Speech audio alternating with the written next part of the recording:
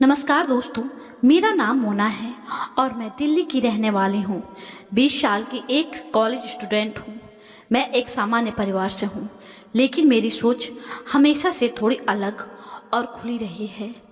मैं अपने life style, अपने कपड़े और अपनी पर्सनालिटी को लेकर काफ़ी कॉन्फिडेंस रहती हूँ, क्योंकि मैं अपने घर की इकलौती बेटी हूँ।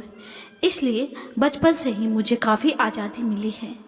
मैं अपने हिसाब से कपड़े पहनती हूँ, दोस्तों के साथ घूमती हूँ और अपनी लाइफ को अपने तरीके से जीती हूँ।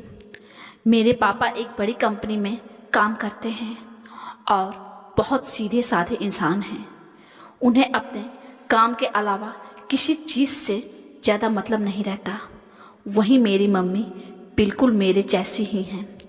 उन्हें अच्छे कपड़े पहनना, तैयार रहना और एक अच्छी लाइफ स्टाइल जीना पसंद है। हमारे घर में सब कुछ सामान्य चल रहा था, लेकिन मेरी ज़िंदगी में असली बदलाव तब आया जब पापा के ऑफिस के एक नए बॉस आए, जिनका नाम मोहित था। शुरुआत में वो सिर्फ पापा के ऑफिस तक ही सीमित थे, लेकिन धीरे धीरे उनका हमारे घर आना जाना शुरू हो गया।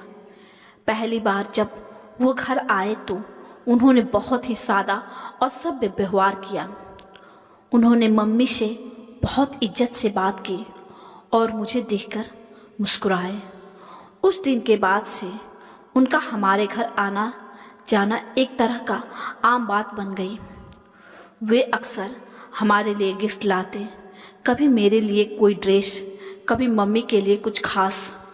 और उनकी बातों में एक ऐसा अपनापन था जिससे हम उन्हें परिवार का हिस्सा समझने लगे। पापा भी उन पर बहुत भरोसा करते थे, क्योंकि वो उनके बॉस थे और ऑफिस में भी उनकी काफ़ी इज्जत थी। समय के साथ मैं स्कूल से कॉलेज में आ गई और मेरी सोच भी पहले से ज़्यादा समझदार हो गई। अब मैं लोगों के व्यवहार को थोड़ा ध्यान देने और समझने लगी थी। एक दिन दोपहर का समय था। मम्मी मार्केट गई हुई थी और पापा ऑफिस में थे। मैं घर पर अकेली थी और अपने कॉलेज का असाइनमेंट बना रही थी।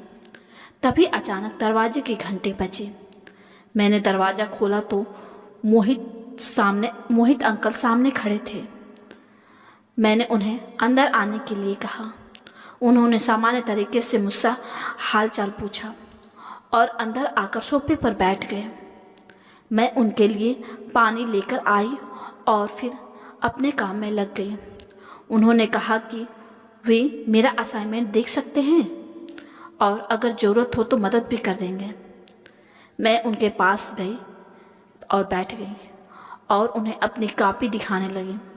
शुरुआत में सब कुछ सामान्य था, लेकिन कुछ देर बाद मुझे उनके व्यवहार में हल्का सा बदलाव महसूस हुआ। उनकी नज़रें बार बार मुझ पर टिक रही थी और उनकी बातों में भी अब थोड़ी अलग भी लग रही थी। मैं थोड़ी असहज हो गई, लेकिन मैंने उस समय कुछ नहीं कहा।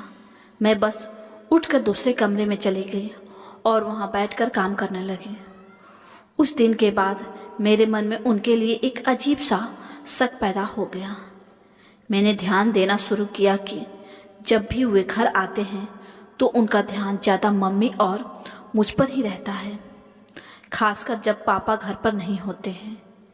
एक दिन मैंने देखा कि मम्मी और उनके बीच की बातचीत पहले से ज़्यादा गहरी हो गई है। वे दोनों अकेले में काफ़ी देर तक बात करते और कभी कभी हंसते हुए नज़र आते। मुझे यह सब थोड़ा अजीब लगने लगा, लेकिन मैं समझ नहीं पा रही थी कि यह सिर्फ दोस्ती है या कुछ और। मेरे अंदर कहीं न कहीं एक लालच भी था, क्योंकि मोहित अंकल हमेशा मेरे लिए महंगे गिफ्ट लाते थे और मुझे उन सब चीज़ों का शौक़ था। मैं इस उलझन में थी कि क्या मैं सिर्फ अपनी ज़रूरतों के लिए सब कुछ नज़रअंदाज कर रही हूँ या सच में कुछ गलत हो रहा है। धीरे धीरे मेरा शक और गहरा होता गया। एक दिन मैंने तय किया कि मैं सच्चाई जानकर ही रहूँगी। मैंने घर में उनकी हर हरकत पर नज़र रखनी शुरू कर दी। और एक दिन मुझे ऐसा कुछ दिखा जिसने मेरे होश उड़ा दिए। उस दिन पापा ऑफिस के काम से बाहर गए हुए थे और मम्मी घर पर ही थी। मोहित अंकल भी आए हुए थे। मैं अपने कमरे में थी, लेकिन मुझे उनकी आवाज़ें सुनाई दे रही थीं। मैं चुपचाप दरवाजे के पास गई और मैंने जो सुना उसने मुझे अंदर तक हिला दिया। उनकी बातों में साफ था कि उनके बीच का रिश्ता सिर्फ दोस्ती तक सीमित नहीं रहा था। उस पल मुझे समझ आ गया कि मेरा शक गलत नहीं था। मैं बहुत टूट गई थी, क्योंकि जिस इंसान को हम परिवार का हिस्सा मानते थे वहीं हमारे भरोसे का गलत फायदा उठा रहा था। लेकिन उसी पल मेरे अंदर एक और भावना जागी। अब मुझे फैसला लेना था कि मैं इस सच्चाई को छुपाऊंगी या सब कुछ पापा को बता दूं। मैंने काफ़ी सोच विचार किया, क्योंकि यह सिर्फ एक सच नहीं था बल्कि हमारे पूरे परिवार को तोड़ सकता था।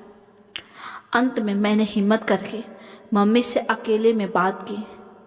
पहले तो उन्होंने बात टालने की कोशिश की, लेकिन जब मैंने साफ साफ सब कुछ कह दिया तो वो बस चुप हो गई। उनकी आंखों में डर और पछतावा साफ नजर आ रहा था। उस दिन पहली बार मैंने अपनी मम्मी को इतना कमज़ोर देखा। उन्होंने मुझसे कहा कि यह सब एक गलती थी जो धीरे धीरे बढ़ती चली गई और वे भी खुद भी इससे बाहर नहीं निकल पा रही थी। उस दिन के बाद हमारे घर का माहौल पूरी तरह बदल गया। मैंने मम्मी को समझाया कि अभी भी वक्त है, सब कुछ ठीक किया जा सकता है। कुछ दिनों बाद मम्मी ने खुद ही मोहित अंकल से दूरी बना ली और उनसे साफ कह दिया कि वे अब हमारे घर पर ना आए।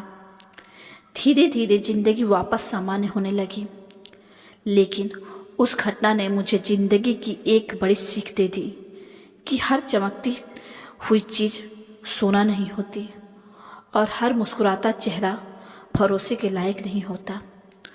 उस दिन के बाद मैं पहले जैसी नहीं रही। मैं अब हर रिश्ते को समझदारी से देखती हूँ और यह समझ चुकी हूँ कि लालच और भरोसों के बीच एक बहुत पतली लाइन होती है, जिसे पार करते ही सब कुछ बदल सकता है। दोस्तों, कहानी अच्छी लगी हो तो वीडियो को लाइक और चैनल को सब्सक्राइब जरूर करें।